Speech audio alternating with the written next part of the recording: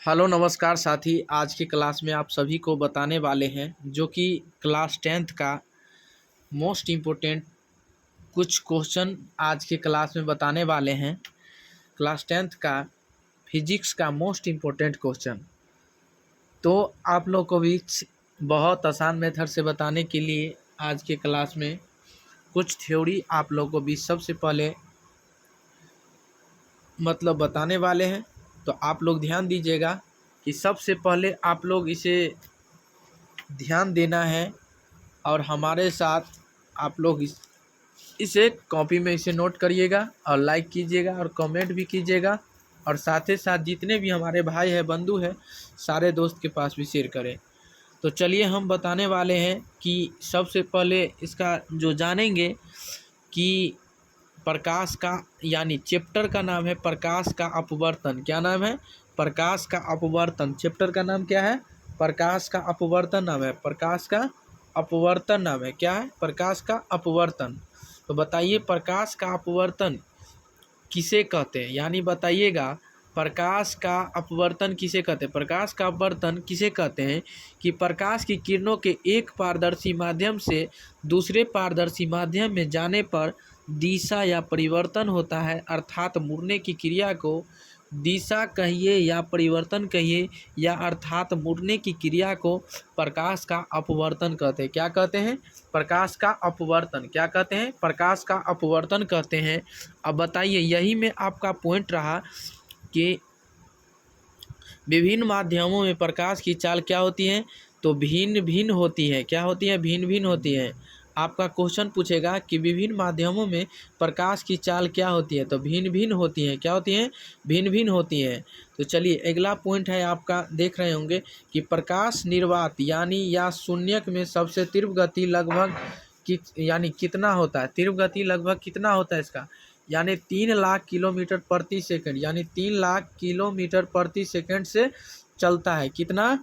आपको बोल दिया जाए कभी कि निर्वात या शून्य में इसका जो सबसे तीव्र गति लगभग कितना तक होता है? तो 3 लाख, कितना? 3 लाख किलोमीटर प्रति सेकंड से चलता आ रहा है। बताइए अगला पॉइंट है आपको कि किसी माध्यम में गौर फरमाइएगा कि किसी माध्यम का अपवर्तनांक n शून्य में प्रकाश की चाल c और उस माध्यम में प्रकाश की चाल cm के अनुपात रेशियो को, यानी रेशियो को कहते हैं। किसको? रेशियो को कहते हैं। किसको कहते हैं? रेशियो को। अतः किसी माध्यम का अपवर्तनांक n है, अतः किसी माध्यम के अपवर्तनांक n है तो अपवर्तनांक बराबर फार्मूला क्या होता है? तो शून्य में प्रकाश की चाल बट्टा उस माध्यम में प्रकाश की चाल। तो बताइए c बट्टा सी एम, सी बट्टा सी एम। तो c का मतलब शून्य में प्रकाश की चाल और cm का मतलब उस माध्यम में प्रकाश की चाल। ठीक है, चलिए अगला पॉइंट आप सुनिएगा, बहुत आसान मेथड से कुछ बातें ध्यान दीजिएगा। आप लोग हमारे साथ बने रहें और कंटिन्यू इसे ध्यान देते रहें। तो चलिए आप लोग को बीच बताते हैं, बहुत आसान मेथड से बताएंगे और याद करेंगे। तो चलिए आप लोग को बीच बताते हैं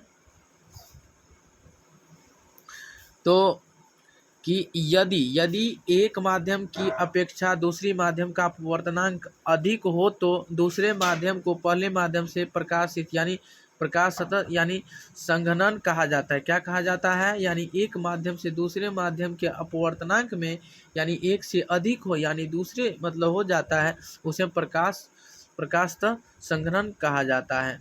अथवा पहले माध्यम को दूसरे की अपेक्षा प्रकाशी यानी विरल, यानी पहले माध्यम से दूसरे माध्यम में जाता है तो उसे हम विरल कहा जाता है। क्या कहा जाता है? विरल कहा जाता है। चलिए, जिस माध्यम का अपवर्तनांक कम होता है उसमें प्रकाश की चाल अधिक होती है। क्या होता है? जिस माध्यम का अपवर्तनांक कम होता है उस प्रकाश की चाल क्या होती है? अधिक होती है। दो माध्यमों के निरपेक्ष अपवर्तनांक के अनुपात रेशियो को यानी आपेक्षिक या अपेक्षित अपवर्तनांक कहा जाता है। क्या कहा जाता है? अपेक्षिक अपवर्तनांक कहा जाता है। तो बताइए अगला पॉइंट है आपका कि प्रकाश के अपवर्तन के नियम, यानी प्रकाश के अपवर्तन के कितने नियम होते हैं? प्रकाश के अपवर्तन के कितने नियम होते हैं? तो प्रकाश के अपवर्तन के आपको मोस्ट इम्पोर्टेंट क्वेश्चन है, ये क्वेश्चन आपको पूछ ही देता है कि प्रकाश के अपवर्तन में आपको ऑब्जेक्टिव में पूछ देगा कि प्रकाश का अपवर्तन के कितने नियम होते हैं। प्रकाश के अपवर्तन के कितने नियम होते हैं?